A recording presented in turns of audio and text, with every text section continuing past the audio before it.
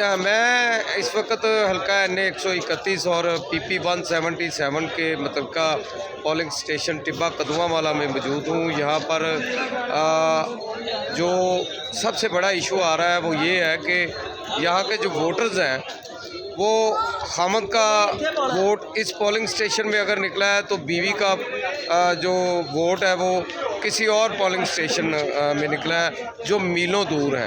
तो ऐसा भी हुआ है कि कई वोटर्स का इधर जो वोट है वो गांव फ़कीरिया वाला जो यहाँ से कोई 6-7 किलोमीटर बनता है वहाँ पे जाके शो हो रहा है। तो वोटर्स जो हैं वो इंतहाई दुश्वारी का सामना कर रहे हैं, वो परेशान है कि हम वोट कैसे डालें।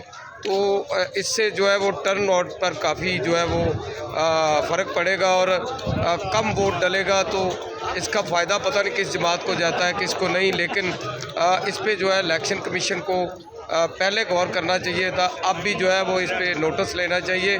और अभी थोड़ा वक्त रह गया है तो जिन लोगों ने वोट नहीं डाले, जो इस दुश्वारी का सामना कर रहे हैं कि वो कभी इस पोलिंग स्टेशन में जा रहे हैं कभी उस पोलिंग स्टेशन में जा रहे हैं, वो बेचारे परेशान होकर नाकाम होकर अपने घरों को वापस लौट रहे हैं।